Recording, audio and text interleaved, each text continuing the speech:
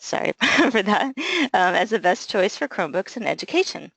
As part of our commitment to education, CTL is offering monthly professional development webinars for our education customers. These webinars will include a variety of topics relevant to K-12 EdTech, but will have a big focus on Google Apps for education and Chromebooks in the classroom. Today's webinar is Google Plus for Professional Learning, presented by Catherine Livick of our professional development partner, Education Service District 112 of Vancouver, Washington. However, before we get started, I'd like to go over a few items so you know how to participate in today's event. We've taken a screenshot of an example of the attendee interface. You should see something that looks like this on your own computer desktop in the upper right corner. You're listening in using your computer speaker system by default. If you would prefer to join over the phone, just select telephone in the audio pane and the dial-in information will be displayed. You will have the opportunity to submit text questions to today's presenter by typing your questions into the questions pane of the control panel. You may send in your questions at any time during the presentation. We'll collect these and address them during the Q&A session at the end of today's presentation. If we run out of time, you'll be contacted by your sales representative to make sure all your questions are answered. And before we get started here, I'd like to take a poll and just see how familiar everyone is with Google+. So let me get that going. Just let us know if you are a beginner, maybe you have some experience, a lot, or could have some experts here.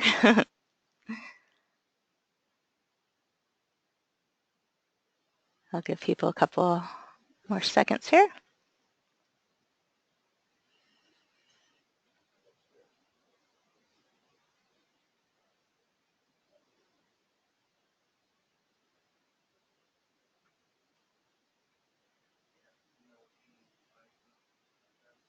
All right, so it looks like 100% of you have some experience. So that's good. That can give our presenter an idea. Okay, so before I turn it over to Catherine, I just want to remind everyone about some resources for Nevada Ready 21 educators. When you visit the nr21.ctl.net website, you can learn about upcoming professional learning opportunities, sign up for updates about upcoming events, and join our Google Plus private community. So if you haven't joined yet, maybe after this webinar and learning more about Google Plus, that will help prepare you to join our community. It's a great resource. I would now like to introduce Catherine Livick of our professional development partner, Education Service District 112 of Vancouver, Washington. Catherine is a Google certified trainer and Google certified administrator and will take you through an overview of Google+. Hello. All righty, just a second. Let me get you my screen here. All right. Hopefully you can see my slides now. These webinars always make us a little nervous because we're just not in the same room with you, so I'm always worried about that. Well, I can see it. You're good, Stephanie? You can see them? Yes. All right. Thank you. Oh, thanks for joining us. I'm Catherine, and I am a technology coach. I help teachers around our region to integrate technology into their classrooms. And one of the things I do is teach them how to expand their professional learning community, maybe outside of the folks that are just in their building or on their team. And one of the ways we do that is with social media. And Google Plus is really my favorite way to do that. So I hope that you can learn a couple of new things today if you've got some experience with Google Plus. Hopefully this will give you a few more ideas. So the first thing I like to talk about is, what is a PLC? Why do I need a PLC? I think it depends on how long you've been in the biz. But the idea of a collaboration period was definitely not something that was part of my day as a teacher when I started in education, 20 years ago. and it's definitely something that's happening now. The importance of collaborating with your peers has been recognized, and that's a really great thing. Of course, the amount of time you get during the day to do that varies from almost none or none to lots, depending on where you work. And whether you're collaborating in the most effective way or with the people that would really be the most helpful to you is, of course, dependent on your situation as well. So I really like to show people how they can bridge those gaps if they maybe don't have as much time as they would like to cover the things they want to talk about with their peers and get answers to the questions that they're trying to get. So sometimes you hear it called a PLN, a professional learning network, but all it is just when you have a group of colleagues or peers that you engage with in some way to increase your skills, whether it's in person or online, whether it's a formal meeting with an agenda, or whether it's just, hey, let's all get into the same classroom and talk about what we're doing and how we can help each other. So that's the basic concept. So why would you need a virtual PLC if you have a PLC or a community of people that you engage with at your building? Well, I mean, the main reason is you just want to expand it. The more people that you can connect with, the better the information is that you're going to get. And of course, that gives you the added issue of having to filter out a lot of information, and you can kind of control how much information is coming in, you know, based on how easy it is for you to do that filtering. But making new connections can really make a huge difference with the ideas that you get to use in your classroom. And just being exposed to all these new ideas that maybe you hadn't even thought of, no matter how long you've been in education, maybe you've been in the same district or the same area for a long time, and it's just really kind of cool to hear some different perspectives. It's also a really good way to get some solutions and kind of tips and tricks for using technology. So when we're talking about Google-specific tools, Google Plus is a really, really great place for that. And of course, there are plenty of resources on Google Plus about other tools as well. When you do have a PLC in your building or with your team or in your district, this actually kind of expands the time you have to collaborate with them. You can create some groups just for your grade level, your subject area, team, any configuration that works for you. If you get plenty of time with your grade level peers, but you don't feel like you get enough time to collaborate with all the other English teachers in your district, you could create a community just for English teachers in your district and limit it just to those folks and really get to talking about school or district improvement plans, specifics of standards that you're covering at various times of the year. You can get very specific there, and it's a really kind of a neat way to expand that time. You can also get to know some technology leaders, and there are a few people that I follow on Google Plus that I learn about just amazing amounts of things from these folks, and I'll show you a couple of those folks when I'm flicking over to my Google Plus to show you some stuff. You can just really learn some amazing things. And really just getting some practice with the online tools, especially if you're asking your students to use some of them, is a really, really good thing to do. So social media, it tends to kind of freak teachers out still, and obviously not every teacher feels that way, but when I go out and do trainings around our region, many districts and lots of different situations. Some of those districts are small rural districts. I actually have one district I work in that has 2 teachers, a K4 and a 5, or a K3 and a 4-8, which, can you imagine that? Because I don't know how you would do that, but they do. And then I have some districts with, you know, 50, 60,000 students.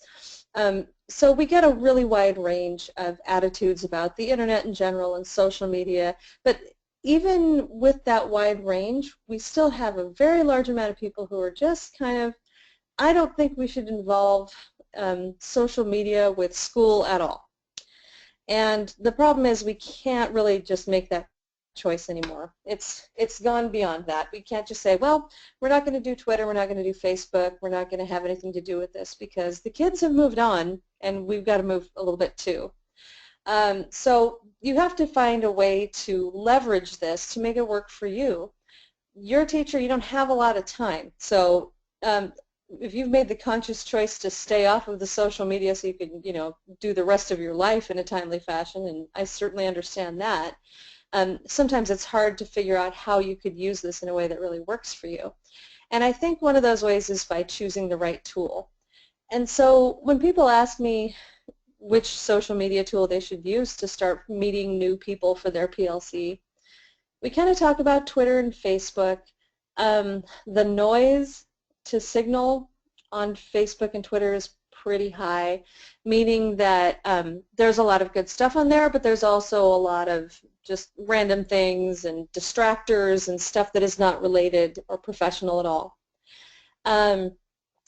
The graphic-based social media like Tumblr and Instagram, not very professional most of the time, although there are exceptions, and not very useful for conversations. Pinterest is pretty heavily used by teachers, and it's a great tool, but again, doesn't lend itself to a back and forth discussion in my experience, even though you can comment on there. It's more like, here, I'm going to splash up all these cool ideas, and you can kind of take them or leave them.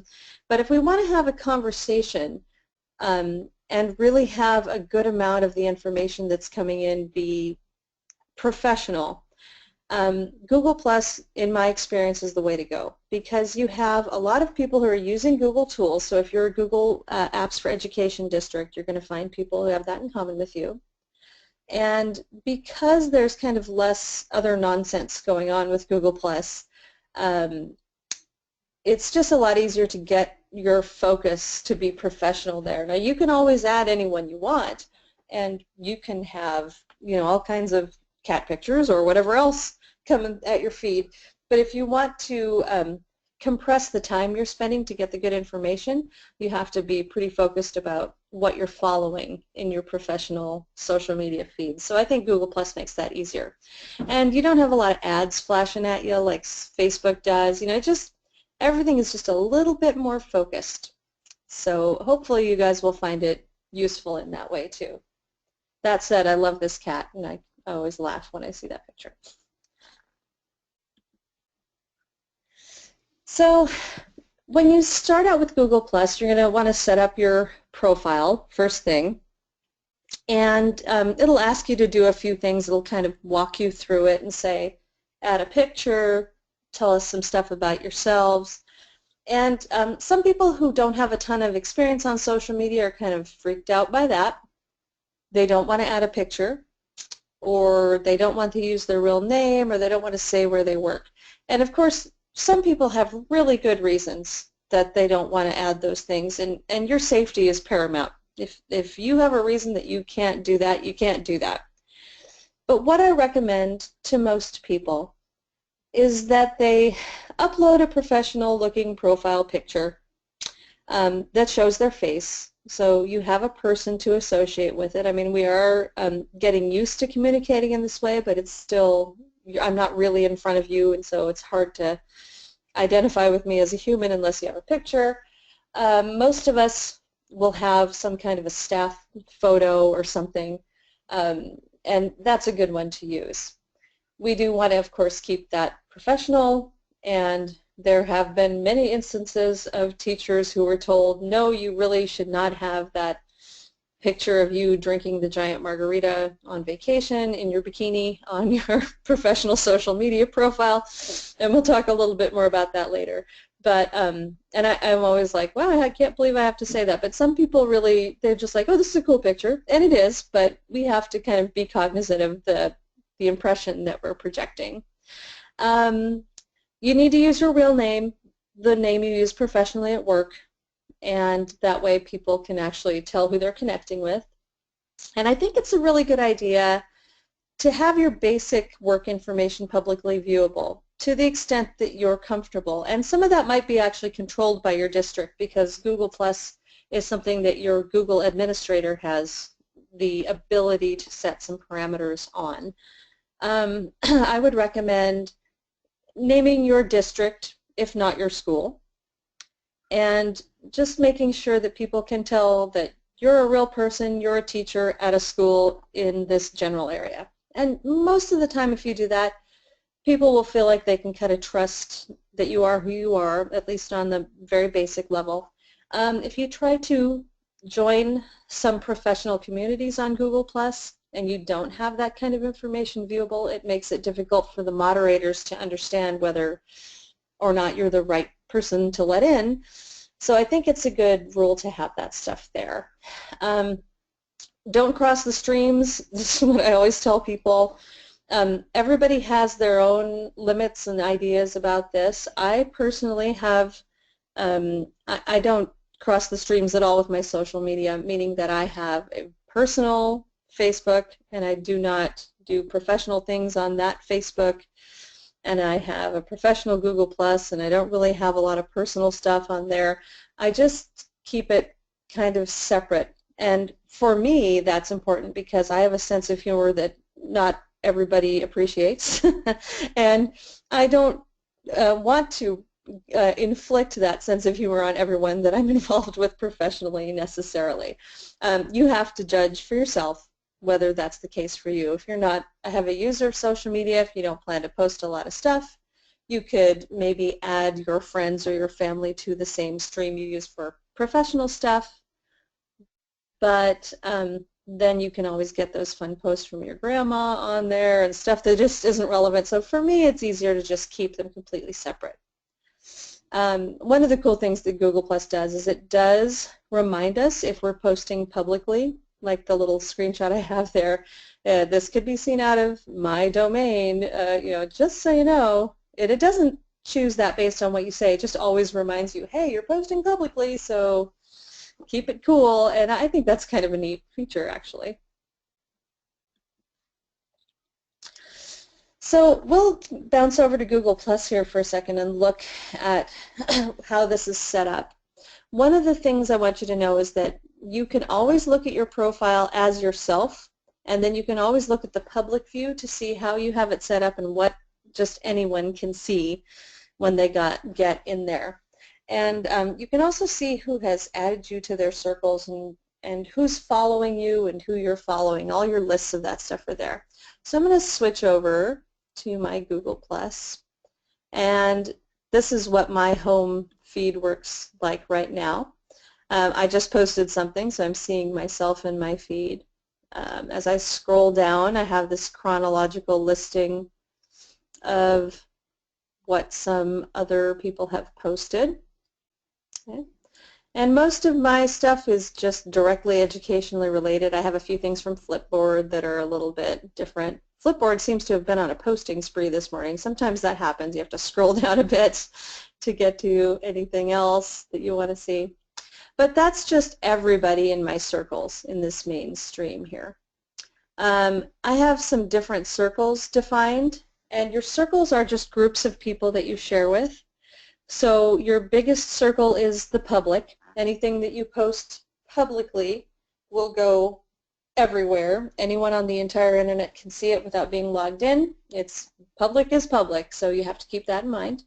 You can post to just within your organization, and you have other choices based on what you have defined here. So down here it tells me who I'm posting to, and I can type in individual names. I can choose to share with all of my different circles, just my district, public, extended circles, which kind of gives you friends of friends. And then I have some collections here, which we'll talk a little bit about going forward. And here are some of my circles. So if I choose to share this with everyone who's following me, or just my family, or just my friends or acquaintances, I can do that here. And here are some communities I'm a member or a moderator in, and I can post to those. Okay, so I have a lot of choices as far as who I'm posting to. I can also add a photo, a link to a website, video, an event, calendar event, or a poll right there in my stream. So these are some pretty useful tools for when you're interacting with people that you work with. Over here, I just have to hover over this little panel, and that will give me all of the different options for things I can look at on Google+. And I'm going to go look at my profile.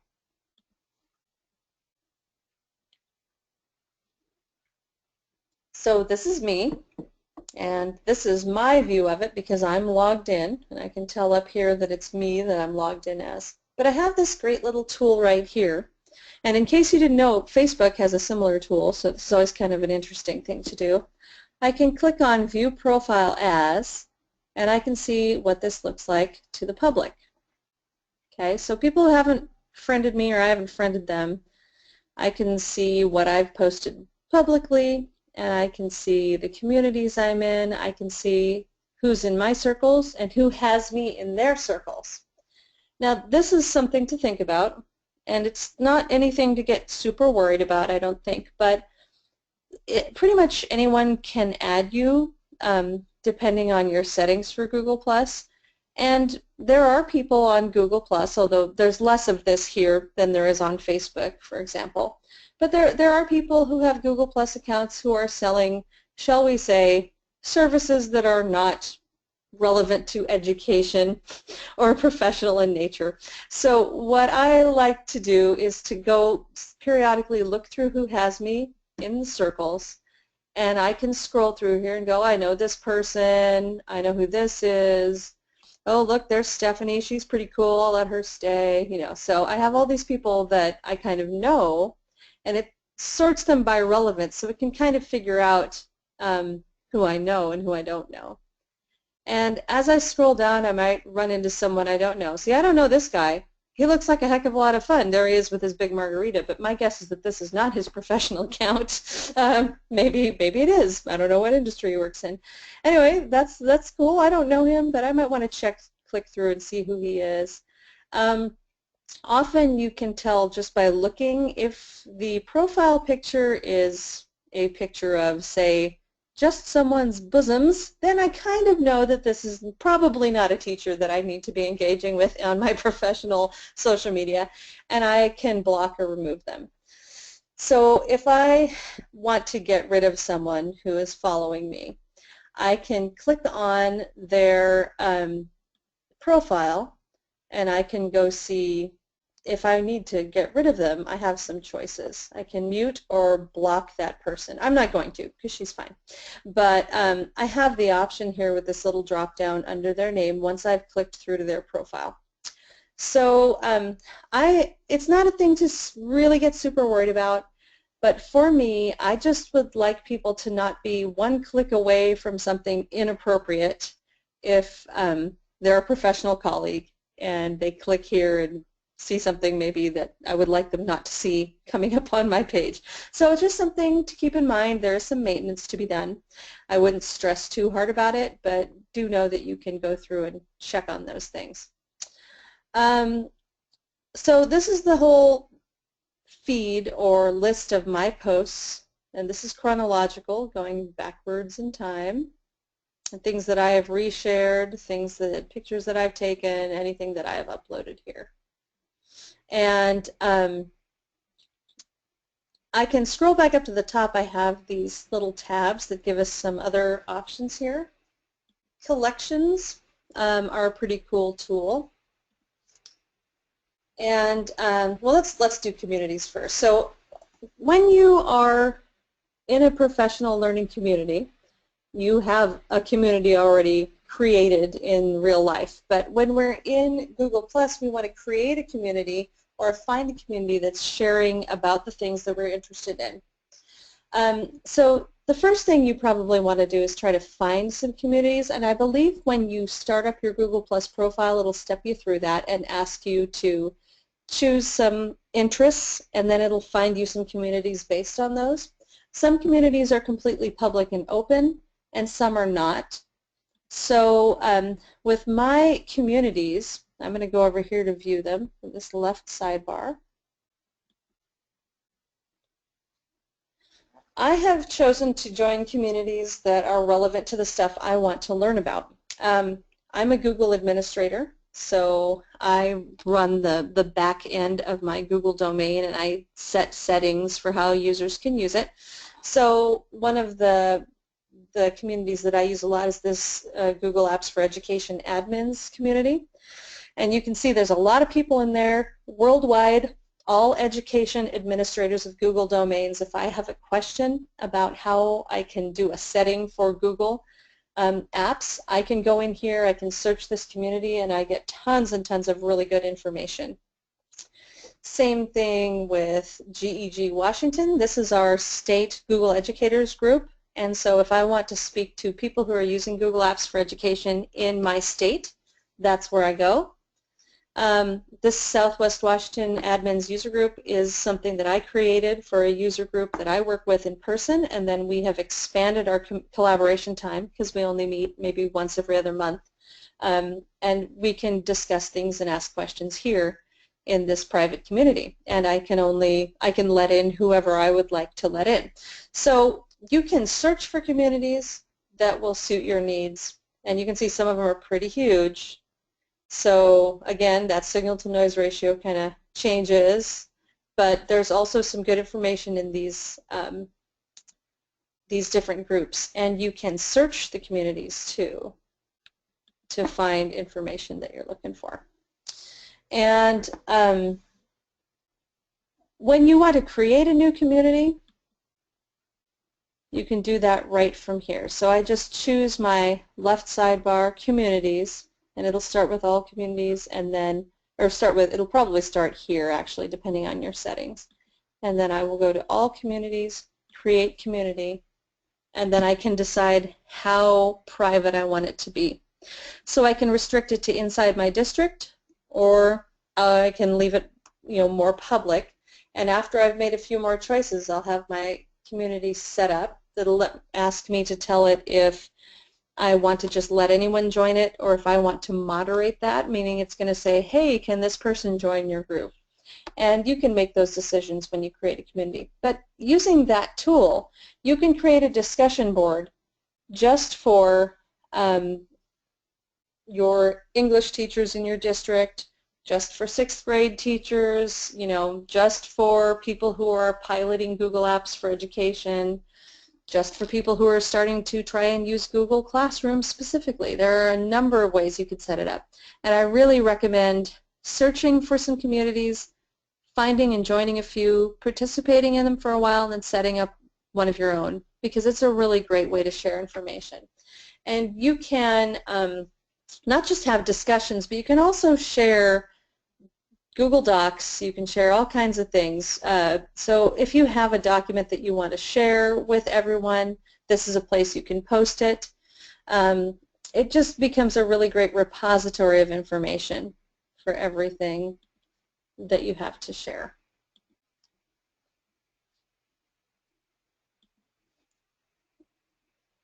So you have all this information coming at you, all this great stuff. And how do I figure out what I want to pay attention to? This is the real trick here. I have so many great people that I'm following, and they post so many cool things, and I don't always have time to read it all as I'm scrolling through my feed. So I had to figure out a way to organize this information for myself for later reference. And I also, as a trainer, I share a lot of information and links and screencasts and all kinds of stuff with the people that I'm working with. So I had to find a way to organize that too. And that's where collections come in. So with collections, you can label posts and links, and you can organize them in whatever way you like. And I'll show you the collections that I have set up. Collections are over here in this left sidebar too. And so these are my collections. And I have a lot of them. And they're not all totally full of stuff, but I have some stuff in most of these. So my first collection that I made was this Saving for Later collection. And you get to choose what this looks like and make it pretty and pick a picture and a color. And personally, I am a very color coding, visually oriented person, so that really is important to me. Some people, they go, well, I don't care what the picture looks like. For me, it makes a lot of sense to have things different colors. When I find a post that I am interested in, and for instance, this post by Eric Sheninger, who I highly recommend you follow, showed up in my feed, and I really wanted to read it, but I found this about 20 minutes before this webinar started, and I thought, well, I don't really have time to read it. So I shared it to my collection, Saving for Later, and that's where all of this stuff goes. So until I have time to read it, and you can tell that it goes back a while. I mean, some of these I haven't even moved out of here from a few months ago. Whenever I have time to go read or watch or investigate this, I can take it and I can reorganize it into a different collection. So when I find information or if I create information about different tools like Google Drive, and this is one that I found that had a great tutorial on how to use optical character recognition in Google Drive. I can share that to my collection for Drive, and then anyone who is following me can choose to follow my collections for all of these Google tools or not. And if they want to see all the stuff that I see and think is relevant about Drive, they can read that stuff, and it's all kind of collected right there for them. So here's an article about clip art options for Google Docs. And if I want to share this to a collection, I click this little drop down. It says collect this post. And I can collect this into any of these that it seems to apply to. I can put it into Saving for Later, or I could put it straight into Docs if I want. I'll put it into Saving for Later until I read it. And it will show me that it actually posted that. So it makes a publicly available post and also organizes it into that collection. I can click over here on my collections, go down to Saving for Later, and there it is. So saving links was always something that was tricky for me, and some people use other tools for that. There are a lot of different tools, but none of them, they all seem to be adding something to my plate. And since I use Google Plus for other stuff, I found that this was a really great place to do that. So even if I'm on Twitter and I find a link to something, I can always copy that link and share it to one of my collections and have it saved forever. So that's kind of my information repository. If I want to create a new collection, I'll do that right here. And then I have to make a decision as to whether this is going to be a public or an internal or a private collection. This is the one thing you can't really change after you create the collection, so choose wisely there. If I have people I'm following who have collections, they'll show up down here.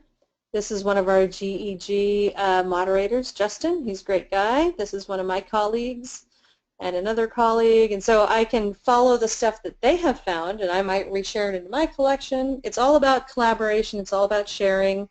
It's all about kind of going down that rabbit hole of finding more and more interesting information. And if I just want to see what Google Plus thinks might be interesting to me, I can click on Featured, and not everything is going to be relevant to me. I mean, I don't know what I have done that makes them think I'm into Egyptology, although that's cool. But sometimes they'll just put what they're featuring. TED Talks has a collection. There's a whole education collection. Some of these are official Google collections. Some of them are just ones that people have created that they think are cool. So those can show up there. But you can always search and see if there is a collection related to one of your interests. So these aren't all going to be perfect, but here's one for lesson plans in special education. This one's by a vendor that makes some software, so it's going to kind of be related to their stuff, but there might be some good stuff in here, so I might check it out.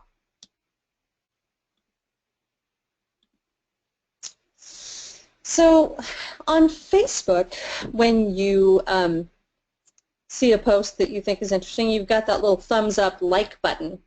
And there's no like button on Google+. On Google+, you +1 things, which is kind of awkward sounding to me, but that's what we do.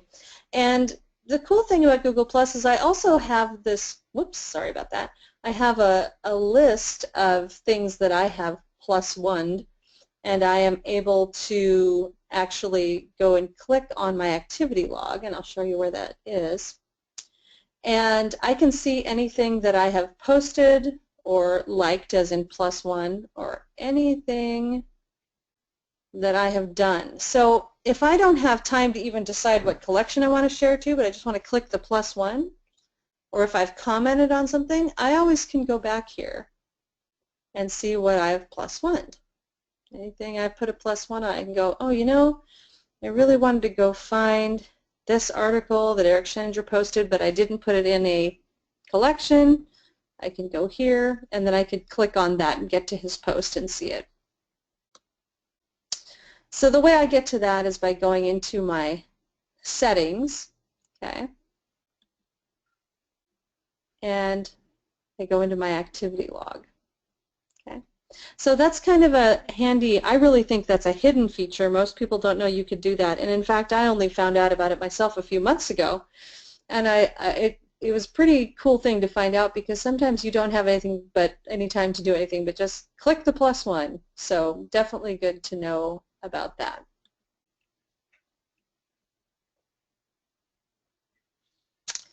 So how do we kind of shift through all of this stuff that we have? Like I said, a lot of people, a lot of teachers have told me, well, I just don't do social media at all because it sucks up so much time, and boy, it does. Believe me, it sucks up a lot of my time, so I understand.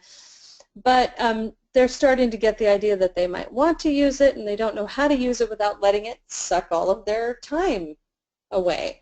So you kind of have to discipline yourself.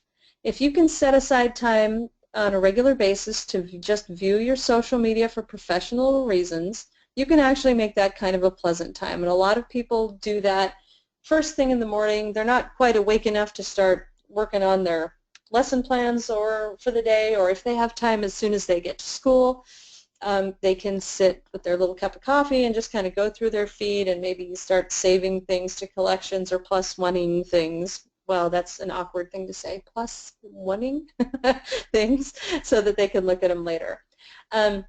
Some people only have time to do it once a week, but things pile up a lot in a week. Stuff moves fast on the internet. I recommend trying to find time every day, or at least 3 times a week, and just kind of give yourself 20 minutes.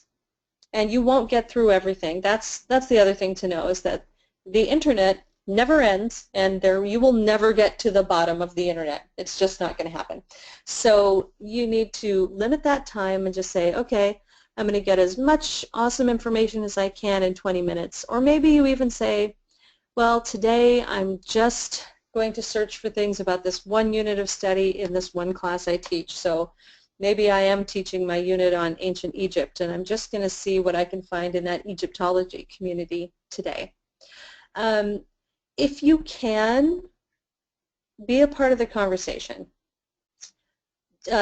It's okay to lurk, which means you're just consuming information, you're not posting. You know, it's okay to do that to get the kind of the social vibe of a community, or get the feel for what is posted there. That's perfectly okay. But eventually you should start sharing stuff of your own, even if it's just a question and you don't feel like you have anything to contribute yet.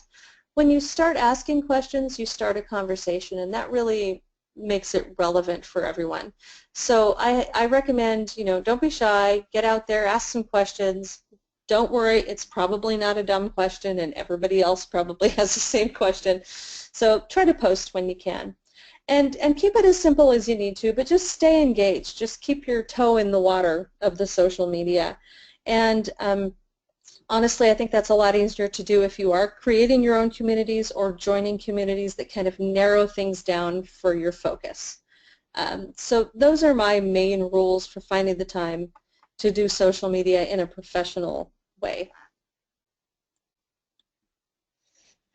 So there's a lot of other things that we can talk about with Google Plus, but that's kind of the basic idea. And in my experience, if you give people a little bit of a focus and launch them out into Google Plus, they'll come back in a couple weeks and have some more questions. So I'm hoping that that's what you guys will be able to do if you're interested in it. Did anybody have any questions? Hey, this is Stephanie back on the line. Yeah, there's a couple questions. One would be about sharing information outside of a group if you're in a private group. So if you're in a private group, can you share it with somebody that's outside of that group? Well, that depends on let's see, the settings and what it is. So let me go to one of my communities that's private. Um, this is my admin's user group, and it's actually open only to people that I let in. So if I wanted to reshare this, I would type in public. And because I originally shared it, it's going to let me.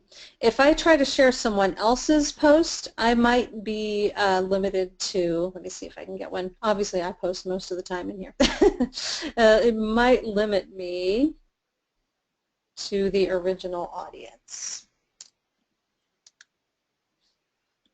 Nope, it looks like it's going to let me. So that probably depends on a variety of things. Probably depends on the settings of the person who originally shared it, the settings of the community to which it was shared, and the settings of your whole domain, meaning how your admin has it set up for you to use Google+. So you probably can, more than likely, but it will depend on where you're at. It's the Okay. short answer. Great. And then someone was hoping you could review where the activity log is, where you can Sure. view the plus ones. Sure. So whenever you're in pretty much any Google Plus page, you always look for the little home, and if you just float over that, it'll pop down all of this good stuff here. And at the bottom of this little drop down is settings. And they've changed this. So the beauty of Google and also the pain of Google is that they change stuff all the time. Very flexible, very responsive. They change things a lot. That's wonderful, but it also sometimes, I mean, I'm a Google trainer, and this is my job to keep up on this stuff, and sometimes I log into something and go, what happened? You know, so I completely understand when people's heads are spinning a little bit. They do change how this looks periodically, so don't panic if you don't see it. Just kind of poke around, you'll probably find it. But there's a lot of things that you can do. So this is our basic settings. Who can interact, all of this stuff, notifications, subscriptions, managing apps and activity. And I have, first of all, I can control who sees what I'm plus oneing. And that takes me over to this page, and then I have to click Google, and it tells me who is seeing this. Okay. So now if I go to my profile, this is really, and this is hard to explain just because it is a little weird. I'm going to go to my plus ones in my profile, and it's kind of telling me exactly what's going on. I'm in my own profile, I'm logged in, so you wouldn't see this on my profile, but I do get to see it. All of my activity is here. Okay. Okay, so yeah, it kind of depends on where you're at. And even in when we send out the resources for this, we could even send out this link that goes directly into the activity log, and that should work too, because it does kind of take a while to march down into it sometimes. So I don't blame people if they're a little lost with that one. So then to flip it around, this just made me think of a question. Can you see all the posts you've done that others have plus one? Like here's all your posts that have been plus one. I believe that is one of the options here in my activity log. Why is it not letting me? This is not doing what I wanted to do. Anyway, so if I can click on this little menu up here once I'm in that activity log, Oh, okay. activity on your plus ones, here's my posts that I have posted. And so I can go look at a post. It'll take me straight to that post, and then I can see if anyone has done anything to it Mm-hmm. in that way. So that's probably the easiest way, or just to go straight to my profile. Come on, Google, behave yourself. There we go. And look at my posts and then just kind of see if anyone has responded. I'll also get notifications depending on my settings. I'll be able to see if anyone has +1 to comment that I made or anything else like that. And this is just showing things that I haven't responded to or looked at yet.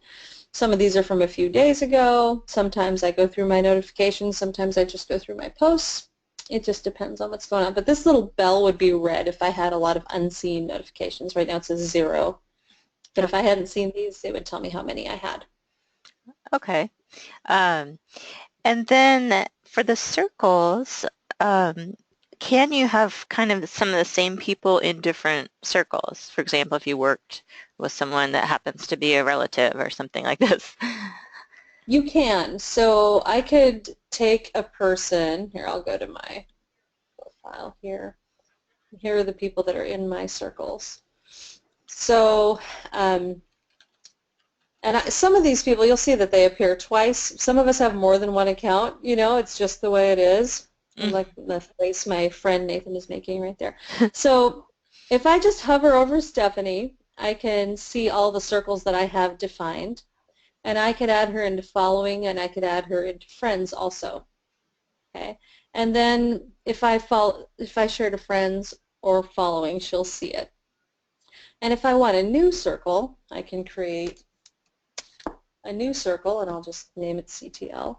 And then it kind of auto adds her to it. I can take her out of any of these at any time. You can organize that as much And as how you'd would like. the circles primarily differ from communities? They seem very similar. Circles, well, they are very similar. Circles are about adding individual people, so it's like your friends list in Facebook. On Facebook you can kind of filter um, based on whether you went to school with someone or a restricted list. And I always go back to Facebook as the example because most people have used it a bit.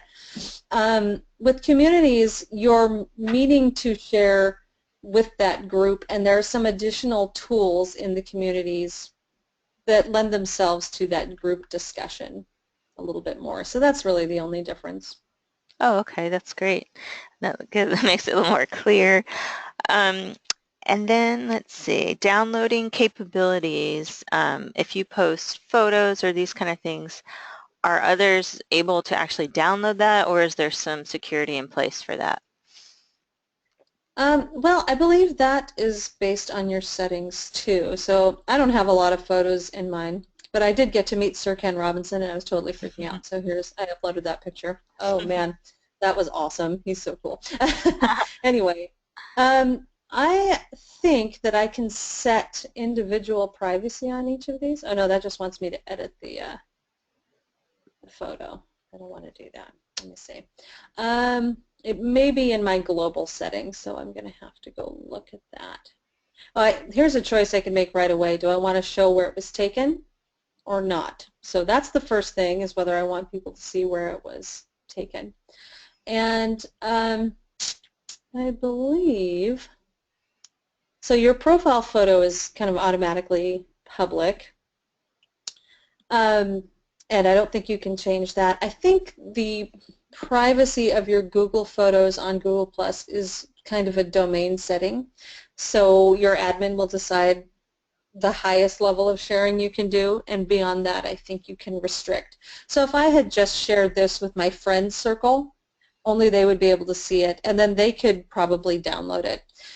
Keeping in mind that any photo you ever put on the internet, someone could take a screenshot of, no matter what else you do. Good So I point. always just assume that, that's just my philosophy there. That's a good point. Yes.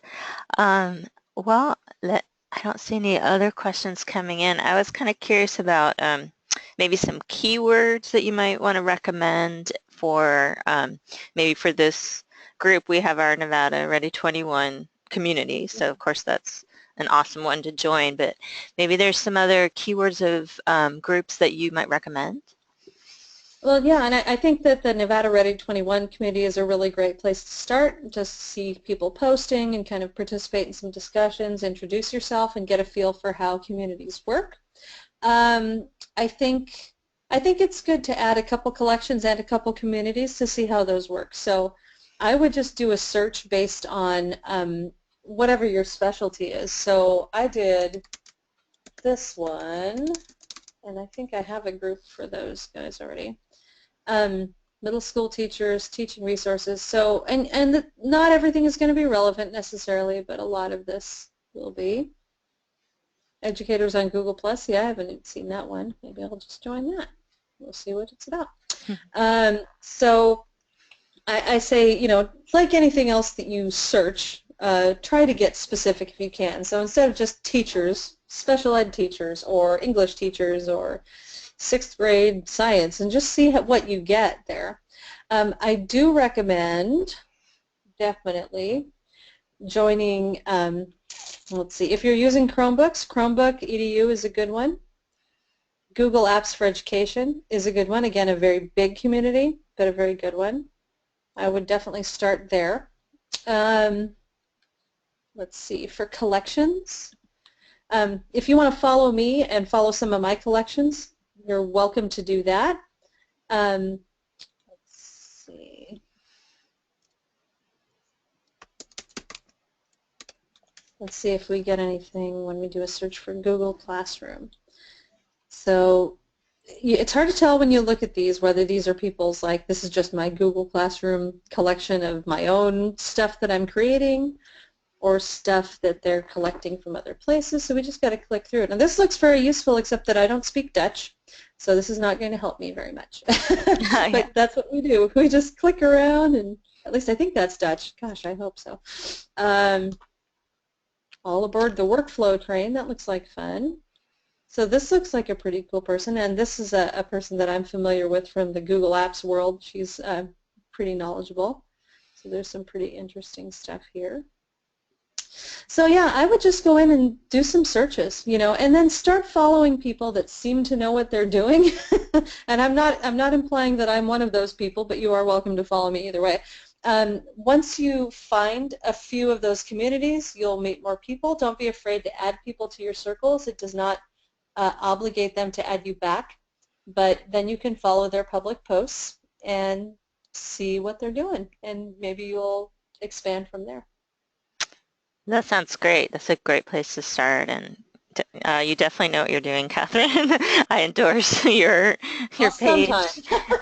And but definitely our page is a great place to start. And I'll go ahead. It looks like there's no other questions, so I can take the screen back, and I'll actually there'll be a link to the Nevada Ready 21 page, where then you can see how to get to the Google Plus page. So can everybody see this, hopefully? So I'm going to go ahead and go to this slide. There we go. So yeah, thanks so much, Catherine, and for everyone attending today. If you have other questions, please contact me at the email you see on the screen. When you leave today's webinar, you will receive a survey on the presentation, and we'd really appreciate it if you could complete that and provide your feedback. It's very important to the Nevada Ready 21 project to help us evaluate these professional learning webinars. And here's the big nr21.ctl.net. That isn't our Google Plus community, but it's where you can find out how to join the community and register for upcoming webinars. We have one more in May, which is tomorrow, about Pocket Lab. I think that one will be really interesting.